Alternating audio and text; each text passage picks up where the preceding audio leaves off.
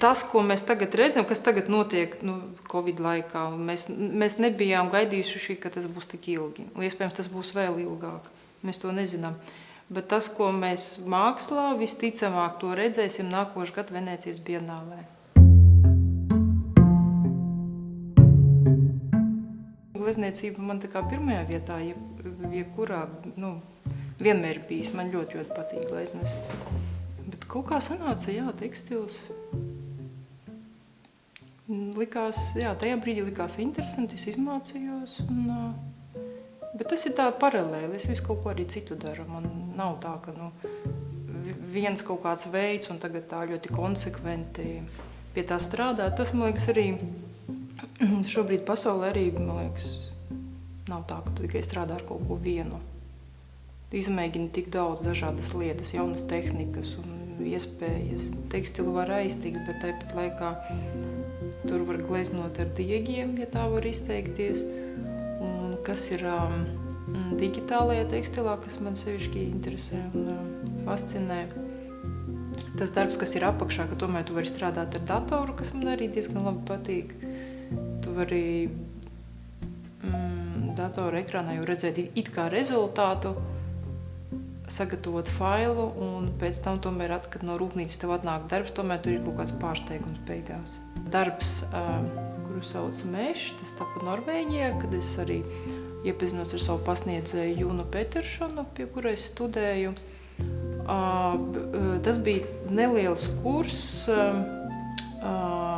tieši digitālajā aušanā, pavisam neilgs, un tur viņš tā kā iemācīja šo te tehniku, kā ar to strādāt, un kas bija forši, tur bija iespēja nevis tikai teorētiski uztaisīt failu, bet bija iespēja arī rūpnīcā noaust tos darbus. Projekts beidzās ar to, ka mēs uztaisījām failus, atstājām viņus tur, es atgriezos pagaļ Latvijā, un tad mēs gaidījām to mirkli, kad tad viņi noaudīs un kad viņi atsūtīs atpakaļ. Un tad atnāca rezultāts pēc pāris mēnešiem, un es biju ļoti priecīga. Piedalījos daudz dažādos konkursos ar šiem darbiem. Tur bija 2 darbi. Katrs students varēja ne vairāk kā 2 darbus uztaisīt, jo to daļai akadēmija sedza, daļai pašiem bija jāmaksā, un tas nav lēti. Un pirmo darbu nopirka pirmajā izstādē, vienu no šiem 2. Un otrs darbs, es ar viņu piedalījos Ķīnas tekstila bienālē, es dabūju bronzu, un Latvijā dabūju gada balvu dizainā. Man pašai patīk rezultāts, man patika pie viņa strādāt, un man arī patika tas tehniski, kas tika sasniegts, ka tie ir pirmie darbi. Pēc tam, kad jau mani uzaicināja uz to skolu mācīties, jo viņi bija arī pārsteigti par to visu, kā mums tur tas viss tā sanāca, tik īsā laikā to iemācīties. Un tad jau es pie viņiem studēju, un tad jau vairāk bija eksperimentālu darbu.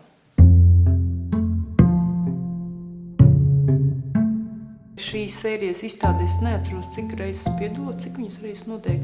Bet man liekas, ka es praktiski katru gadu esmu. Praktiski, varbūt kādu gadu nebiju. Es viņās sāku piedalīties tad, kad es vēl nedzīvoju šeit. Bet man likās tāds interesants formāts, ka, Latgales mākslinieku izstāde. Un, tā ir tāda satikšanās vieta un laiks, jo šeit sanāk, nezinu vai šogad, bet citus gadus satiks savus pasniedzējus, kas man ir bijuši pasniedzēji, kas ir arī kolēģi un draugi, un netik bieži sanāk viņus satikt. Šeit mēs jau esam tā kā līdzvērtīgi, jo kaut kādus gadus iepriekš, ja paskatās, kad tu esi tikai students, un nevienmēr tev sanāk izstādīties kopā ar šiem saviem pasniedzējiem, piemēram. Un tas ir interesanti. Arī paskatīties, ko un kā citi dara. Un šogad, kāpēc man bija arī svarīgi piedalīties? Es gribēju piedalīties, tas bija viens.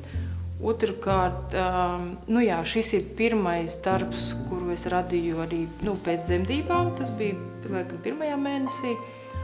Un, protams, ka es negribēju izkrist no šīs izstāžu piedalīšanās, grafika. Man tas bija arī ļoti svarīgi. Un, nu jā, kaut kādas arī šīs te sajūtas, emocijas vēlreiz iziet cauri varbūt šim te procesam. Man gribēs tādu spilgtu, košu, ļoti asiņainu darbu radīt. Palagu audumi, kokvilna, 100% kokvilna, kas bija svarīgi, tad batika, un tas, ka tas ir tas ūdenī un tā plūstošā koši sarkanā krāsa.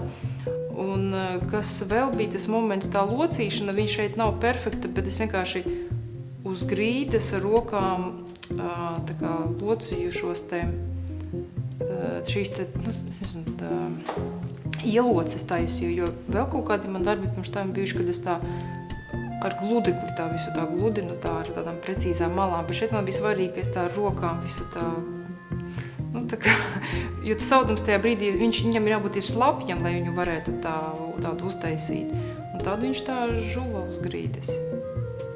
Es viņu uztaisīju, un tad es viņu uzreiz nodevu izstādē, un es viņu neredzēju, un tad pēc tam, kad es ieraudzīju, man bija tāds, ka, nu jā, nu šis ir sanācis.